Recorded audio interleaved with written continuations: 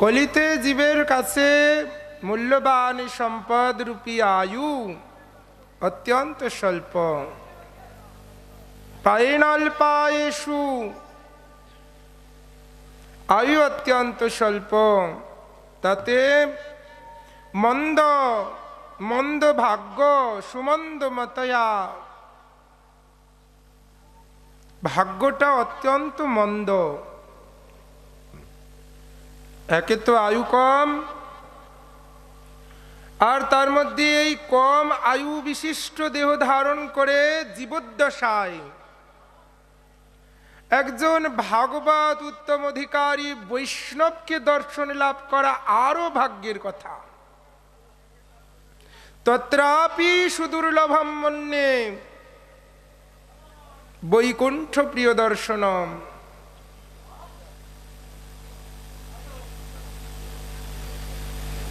অক্ষি ফলম তদৃশম দর্শনম হি, যাকে দেখলেই চোখ সার্থক হয়ে যায়। তার থেকে তো অন্ধ ভালো, যে চোখেই দেখতে পায় না, সে খারাপও দেখে না ভালোও দেখে না।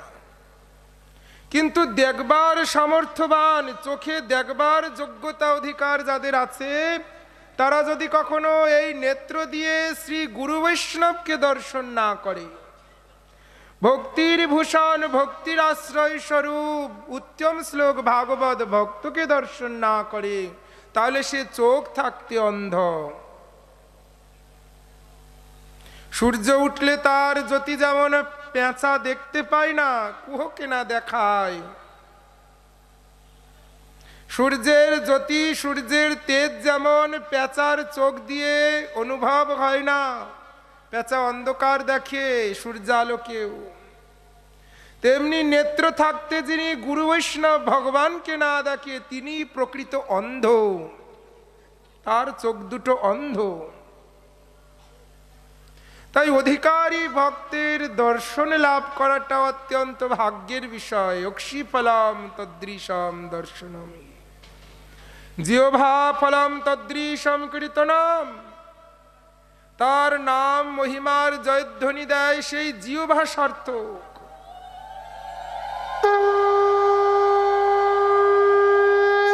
জিহ্বার কাজ মাত্রই শ্রী ভক্ত হরিভক্ত গুরু বৈষ্ণবের জয় দেওয়া। নিদ্রা ভঙ্গ মাত্রই, চোখ খুলেই, ঘুম থেকে উঠে চোখ খুলেই শ্রী গুরু বৈষ্ণবের জয় দিতে হবে। শয্যা থেকে শরীরকে উত্থিত করতে করতে, ওঠাতে ওঠাতে প্রাতঃস্মরণীয়। প্রাতঃস্মরণীয় বলছেন কেন? তাদের কি শুধু প্রাতকালে স্মরণ করা যাবে, অন্য সময় করা যাবে না? ত্রিসন্ধ্যা বলছেন কেন? তাদের কি শুধু তিন বেলায় স্মরণ করতে হবে, অন্য সময় করা যাবে না? না, অনিয়মিত জীবকে নিয়মে আবদ্ধ করবার জন্য বলছেন প্রাতঃস্মরণীয়। অর্থাৎ নিদ্রা ভঙ্গে চোখ খুলে গাত্র উত্থান, উঠে বসতে বসতেই জয় দিতে হবে। কার? শ্রী গুরু বৈষ্ণবের। জিহ্বা ফলম তদৃশম কীর্তনম হি। নইলে তো বোবা ভালো, যে ভালো কথাও বলে না খারাপ কথাও বলে না। যে জিহ্বা গুরু বৈষ্ণবের জয় দেয় না, তার জিহ্বাটা ভেকো জিহ্বা সম। ব্যাঙ যেমন গোঙড় গোঙড় করে ডাকে বর্ষাকালে, এতে কি হয়? সেই শব্দকে শুনে সাপ উদ্বেলিত হয়ে ধীরে ধীরে ব্যাঙের কাছে অগ্রসর হয়ে ব্যাঙকে গ্রাস করে, গিলে খায়। তেমনি যার জিহ্বা গুরু বৈষ্ণবের জয় দেয় না, এই জগতের পরচর্চা পরস্তুতি পরনিন্দায় লিপ্ত মৃত্যুরূপী কাল সর্প অচিরাৎ তাকে গ্রাস করতে চলেছে। সে নিজের অজান্তে এই মৃত্যুর মুখেই পতিত হয়েছে। সুতরাং এই অল্প সময়ের মধ্যে উত্তম অধিকারী বৈষ্ণবের সৎসঙ্গ লাভ করাটা ভাগ্যের বিষয়। হে গুরুদেব, যদি বা সুকৃতির বশে এরকম বৈষ্ণবের দর্শন আমাদের মিলেও যায়, ভক্তের দর্শন আমাদের লাভও হয়ে যায়। সময় কম, দুর্লভ মনুষ্য দেহ, তাতে উত্তম দুর্লভ একজন অধিকারী ভক্ত বৈষ্ণবের দর্শন আমাদের মিলেও যায়। বলছেন মন্দ মতয়া, কিন্তু সেই বৈষ্ণবকে দেখে আমরা আমাদের মতো মনে করি, আমাদের মতো মানুষ ভাবি। এই তো আমাদের মতো খায়, আমাদের মতো ঘুমায়, আমাদের মতো মলমূত্র ত্যাগ করে, আমাদের মতো রোগ ব্যাধি হয়, আমাদের মতো হাঁটে, আমাদের মতো কথা বলে। গুরু বৈষ্ণব যে নিত্য ভগবত কৃপামূর্তি, শ্রী ভগবানের সচল বিগ্রহ, তা আমরা অনুভব করতে পারি না। স্বল্প পুণ্যবান বিশ্বাস নৈব জয়তে। পুণ্য কম থাকার জন্যে, সুকৃতি কম থাকার জন্যে আমরা বৈষ্ণবকে দেখে বৈষ্ণব বলে বুদ্ধি করতে পারি না। পদ্মপুরাণ বলছেন সানারও কি, সে একজন নরকগামী, যে বৈষ্ণবকে দেখে, গুরুকে দেখে সাধারণ বুদ্ধি করে।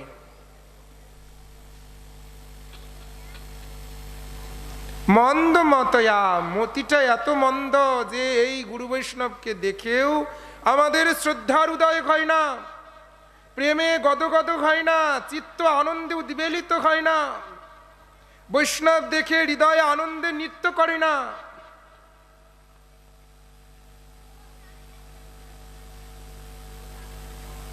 বলছেন যদিও বা বৈষ্ণবগণের প্রতি কারোর শ্রদ্ধা জাগ্রত হয়ে যায়, বৈষ্ণব দেখলে প্রণাম করে, আসুন বসুন, বসতে আসন দেয়, ভূমিতে প্রণাম করে, কিন্তু বৈষ্ণবগণ যে উপদেশ দান করে, বৈষ্ণবগণ যে নির্দেশ দেয়,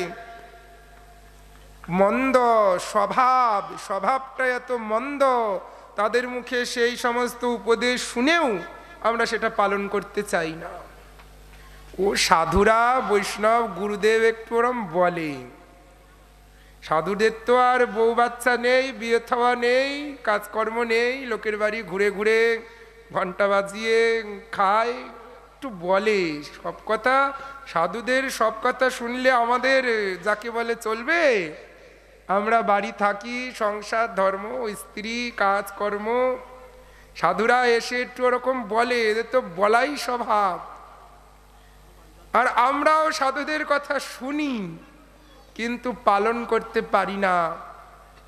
মন্দ স্বভাব, আমাদের স্বভাবটা এত মন্দ, সাধুগণের কথায় বিশ্বাস হয় না। সাধু বলছেন বাবা হরিনাম করো, আর কতকাল এই দুঃখময় সংসারে বিচরণ করবে, তোমায় করুণা করবার জন্যে, তোমায় উদ্ধার করবার জন্যে জগৎপতি জগন্নাথ শ্রীকৃষ্ণ চৈতন্য রূপে নবদ্বীপে অবতরী। কেন ভগবান নবদ্বীপে এসেছেন? তোমাকে কৃপা করবার জন্যে, তোমাকে করুণা করবার জন্যে। জগতের সব জীব নিস্তার হয়ে গেল, জগাই মাধাই পাপিষ্ঠ দুরাচারী ব্যভিচারী স্ত্রী সঙ্গী, জগাই মাধাই উদ্ধার হয়ে গেল। শুধু কি মানুষ উদ্ধার হলো? না না, বৃক্ষলতা উদ্ধার হয়ে গেল। বিহারের জঙ্গল পথে মহাপ্রভু কীর্তন করতে করতে চলেছেন, সেই বৃক্ষকে স্পর্শ করছে, সেই বৃক্ষকে আলিঙ্গন করছে। বিহারের জঙ্গলটা ব্রজ বলে মনে হচ্ছে, বৃক্ষগণ নৃত্য করছে, পল্লব লতা পাতা পুষ্প সকল নৃত্য করছে, হরিনাম করছে, গাছপালা হরিনাম করছে। বৃক্ষ সকল নিস্তার হয়ে গেল। কালীয় একটা সাপ, বিষধর সাপ, ছবল দেওয়া স্বভাব, সেই কালীয় ভগবান তার মাথার উপর উঠে নাচ গান করে নিল, কালীয় নিস্তার হয়ে গেল। গরুর একটা পাখি, কীট পতঙ্গ খাওয়া স্বভাব, সেই গরুর ভগবানের স্পর্শ পেয়ে নৃত্য করতে করতে মুক্ত হয়ে গেল। পশু পাখি মুক্ত হয়ে গেল, তৃণগুল্ম মুক্ত হয়ে গেল। প্রভু কহে উঠো ব্যাঘ্র, ব্যাঘ্র উঠিল, কৃষ্ণ কৃষ্ণ বলি ব্যাঘ্র নাচিতে লাগিল। বাঘ তার হিংস্র স্বভাবকে ভুলে গেল, হরিণের সাথে আলিঙ্গন করে চুম্বন করছে, হরিণ বাঘ দুজনে কোলাকুলি করে নৃত্য করছে। কোথায়? মহাপ্রভুর প্রেমে সব ভেসে চলে যাচ্ছে। নিত্যানন্দের প্রেমে সব ভেসে চলে যাচ্ছে, কে পড়ে রইল? আমরা পড়ে রইলাম। পশু পাখি, কীট পতঙ্গ, তরুগুল্ম, ব্যভিচারী, দুরাচারী, পাষণ্ডী সব ভেসে চলে গেল জলের তরে। প্রেমবন্যা লইয়া নিতাই আইলা গৌর দেশে, ডুবিল ভকত জন দীনহীন ভাসে। দিন দরিদ্র কাঙাল সব ভেসে চলে যাচ্ছে। দিন মানে কি? টাকা নেই সেই দিন, সেই দরিদ্র না। প্রেম ধন বিনা ব্যর্থ দরিদ্র জীবন। এখানে দিন শব্দে, দরিদ্র শব্দে কাকে বোঝাচ্ছে? যার হৃদয়েতে প্রেম নাই, প্রেমহীন। সেই সমস্ত প্রেমহীন, সাধনহীন, ভজনহীন সব ভেসে চলে গেল, আমরা পড়ে রইলাম, যেতে পারলাম না। মহাপ্রভুর, নিত্যানন্দ প্রভুর প্রেমবন্যায় ভেসে যেতে পারলাম না। কেন জানেন? যখন বন্যা হয়, জলের স্রোত ঢোকে, যত প্লাস্টিক, খবরের কাগজ, ঘাস, দুর্বা, লতা পাতা, ফুল সব জলে ভেসে চলে যায়। কোনগুলো যায় না জানেন? পাথর। পাথর, পাথরকে জল ভাসিয়ে নিয়ে যেতে পারে না। পাথর হলো গুরুভার, অভিমান। আমি অমুক, আমি তমুক, আমি বিদ্বান, আমি পণ্ডিত, আমি রাজা, আমি শাসক, আমি পালক, এরা আমার শাসিত, আমার পাল্য, এদের আমি শাসন করছি, আমি পালন করছি, আমি পরিবারের কর্তা, আমি নগরের কর্তা, আমি গ্রামের কর্তা, আমি দেশের কর্তা, আমি জনগণের কর্তা। এই কর্তৃত্ব অভিমান পাথর। প্রত্যেকেই এই কর্তৃত্ব অভিমান পাথরের দ্বারা চাপা পড়ে রয়েছে। মহাপ্রভুর প্রেমবন্যা ভাসিয়ে নিয়ে যেতে পারছে না। তাই বলছেন, মন্দ, আমাদের স্বভাবটা এত মন্দ যে এই গুরু বৈষ্ণবের কাছে কথা শুনেও আমরা হরির সেবায়, হরি ভজনে যুক্ত হতে পারছি না। যদিও বা কচ্ছিৎ কেউ কেউ গুরু বৈষ্ণবের কথা মেনে নেয়, হরিনাম করতে চায়, হরিভজন করতে চায়। চলো, মহারাজরা বলছে একটু হরিনাম করি, কি আর আছে, কদিন পরে মরে যাব। বলছেন মন্দ ভাগ্য উপদ্রুতা, সঙ্গে সঙ্গে তার পেছনে উৎপাত শুরু হয়ে যাবে। যে তিলক করে রাস্তা দিয়ে যাবে তাকে দেখে অপর লোক হাসাহাসি শুরু করে দিবে। এই কপালে কি পড়েছিস রে? যে মাথায় শিখা রাখবে তার টিকি ধরে টানবে, তার কাছা ধরে টানবে। উপদ্রুতা। আচ্ছা ঠিক আছে মহারাজ, আমি আর রাস্তায় বেরোবো না, তিলক করে ঘরে বসে হরিনাম করব। ঘরের মধ্যেও যারা আছে সারাদিন হরি হরি করছে, রান্না বান্না নেই, খাওয়া দাওয়া নেই, এ একরকম বলছে, সে একরকম বলছে। আচ্ছা চলো ঠিক আছে, ঘরের মধ্যেও থাকবো না, নিজের ঘরেই একটা ঘরের মধ্যে দরজা বন্ধ করে বসে হরিনাম করব। বলছেন উপদ্রুতা, সঙ্গে সঙ্গে যত আধি ব্যাধি এসে জুটে গেল। মহারাজ আসন কেটে বসতে পারি না, হাঁটুতে ব্যথা, মহারাজ ঠাকুরকে একটু প্রণাম করতে পারি না। এমন শরীরকেও আমরা ধারণ করে আছি যে শরীর দিয়ে নিচু হয়ে ভগবানকে প্রণাম করব, সেই সামর্থ্য আমাদের নেই, তাও আমরা বেঁচে আছি। আমাদের বেঁচে থাকার কত লালসা দেখুন। কোমরে ব্যথা, হাঁটুতে ব্যথা, নিচু হয়ে প্রণাম করতে পারছি না, ঠাকুরকে প্রণাম করবার সামর্থ্য নাই, সেই দেহটাকেও আমরা বহন করছি। এইটা হচ্ছে উপদ্রুতা, শারীরিক ব্যাধি আদি যন্ত্রণা, কষ্ট, যাতনা। হে গুরুদেব, তবে কলিতে জীব কি প্রকারে শ্রী ভাগবত উপাসনা করবে, কিসের দ্বারা নিষ্কৃতি প্রাপ্ত হবে? এতগুলো তো সব সমস্যা বলে গেল, এর সমাধানটা কি? কিসের দ্বারা জীব কলিতে নিষ্কৃতি প্রাপ্ত হবে? শ্রী গোস্বামীপাদ বলছেন, ধর্ম সানুষ্ঠিত পুংসাম বিশ্বক্ষণ কথা সুজহ নৌৎপাদয়েদ যদি রতি শ্রময় বহি কেবলম। শুনো হে ঋষিগণ,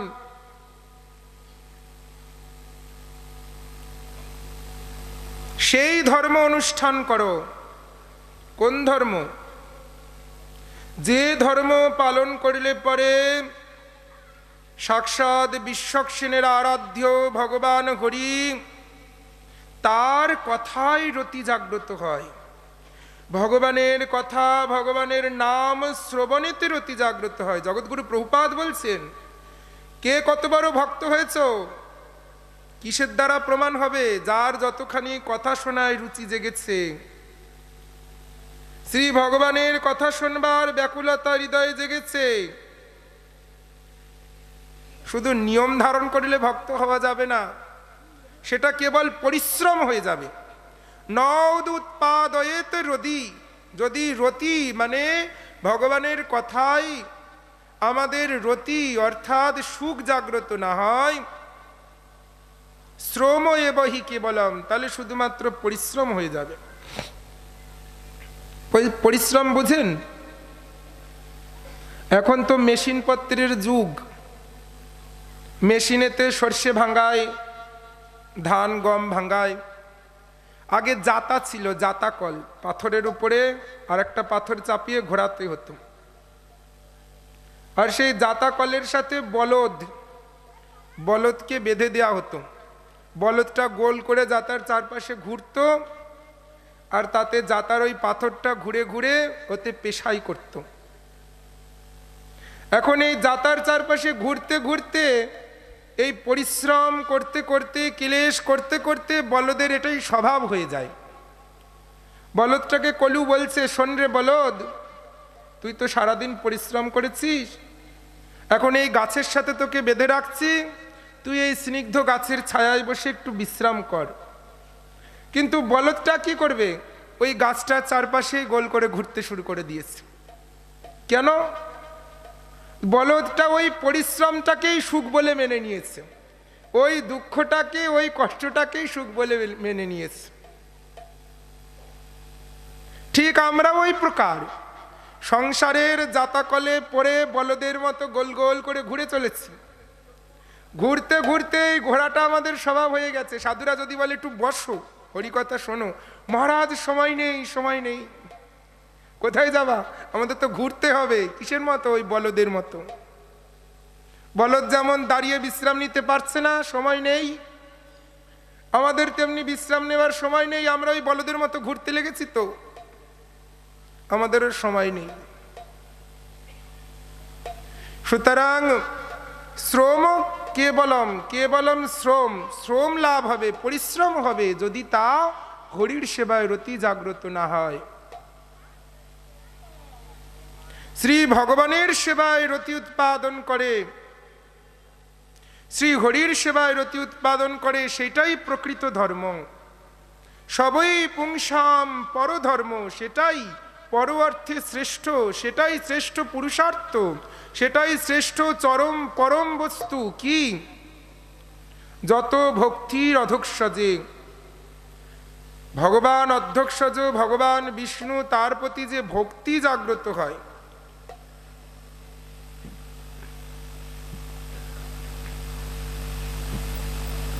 অহৈতুক্যয় প্রতিহতা যায় আত্মা প্রসিদ্ধতি। এই ভক্তিকে লাভ করবার কোনো ব্রত তপস্যা নেই, যে আমি সারাদিন না খেয়ে থাকলেই ভক্তি লাভ হয়ে যাবে, তা হবে না। আবার সারাদিন খেলেও যে ভক্তি লাভ হবে, তা হবে না। অহৈতুক্যা, হেতুহীন, কারণহীন। এই ভক্তি নামক বস্তুকে প্রাপ্ত হবার কোনো কারণ নেই। অহৈতুক্যা, একমাত্র উপায় কি? ভাগবত ভক্ত সঙ্গে না পরিজায়তে, উত্তম অধিকারী ভক্তের নিকট যেতে হবে, ভাগবত ভক্তের সঙ্গ লাভ করতে হবে। অপ্রতিহতা, যদি কারোর মধ্যে ভক্তি জেগে যায়, তাহলে সেটাকে আবার বিনাশও করা যায় না। যে কারোর ভক্তি বেশি হয়ে গেছে, একটু কমিয়ে দাও ভক্তি, সেটা করা যাবে না। অবিনাশী, দেহ ধারণকারী জীব এই জগতে যা যা প্রাপ্ত হয় সব বিনাশী। আপনি সারা জীবন অনেক টাকা পয়সা সম্পদ রোজগার করেছেন, মরে গেলেন, মরে গিয়ে যদি পুনরায় দেহ ধারণ করে এসে বলেন এই টাকাগুলো আমি আগের জন্মে জমিয়ে রেখে গেছি, এগুলো আমার টাকা, আপনাকে দেয়া যাবে? যাবে না। বিশাল বড় অট্টালিকা বাড়ি বানিয়েছেন, বানাতে বানাতেই মরে গেলেন, কুকুর হয়ে জন্মিয়ে যদি এসে বলেন ওই খাটটা আমার, আমি বানিয়ে রেখে গেছি, এখনোতে আমি ঘুমাবো, সেই খাটে আপনার শুতে দেওয়া হবে? হবে না। খুব সুন্দর রূপ পরিচর্যা লাভ করেছেন, মরে গেলেন, গিয়ে যদি কুৎসিত হয়ে জন্মান, তবে আপনাকে কেউ পছন্দ করবে? করবে না। যশমান, সবাই প্রণাম করছে, বড় বড় মালা পরাচ্ছে, এই সন্ন্যাসী মহারাজ, আমি মরে গিয়ে যদি গৃহস্থ হয়ে জন্মাই, আমার গলায় মালা দিবেন? দিবেন না। সারা জীবন মোটা মোটা বই পড়ে পণ্ডিত হয়েছি, অনেক গ্রন্থ, অনেক শ্লোক, অনেক কিছু মুখস্থ করেছি, আমি যদি মরে যাই, তারপরে সেই সমস্ত শ্লোকগুলো পরের জীবনে বলতে পারবো? হবে না। যদি এই দেহ পরিত্যাগের পরেও পরবর্তী দেহে কিছু আমরা নিয়ে যেতে পারি, সেটা হলো একমাত্র ভক্তি। প্রমাণ কেন? এই যে হাতি জলের মধ্যে পড়ে গিয়ে কুমিরে পা কামড়িয়ে ধরেছে, হাতি সুরে করে পদ্ম ফুল তুলে হরির স্তুতি করছে।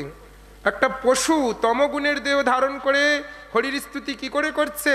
পরীক্ষিত মহারাজ জিজ্ঞেস করছেন গুরুদেব সুখদেব গোস্বামীকে, হে গুরুদেব, এই পশুটা কি করে হরির স্তুতি করছে? বলে, এ পশু হলে কি হবে, আগের জন্মে রাজা ছিল ইন্দ্রদুম্ন, শ্রী হরির আরাধনা করেছে, সেই সুকৃতি পরবর্তী জন্মে সঞ্চারিত হয়েছে। হলো কি না?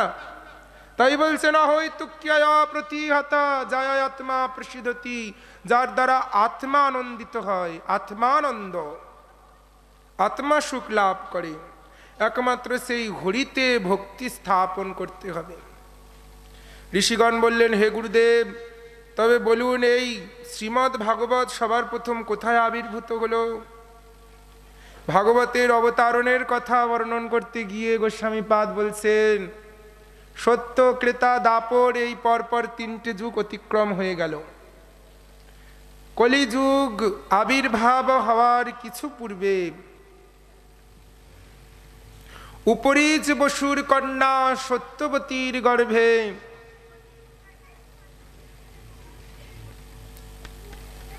পরাশর ঋষির ঔরসে ভগবান বেদব্যাস অবতীর্ণ হলেন। জগৎকে ন্যায় নীতি সৎ শিক্ষা দান করবার জন্যে বেদ রচনা করলেন।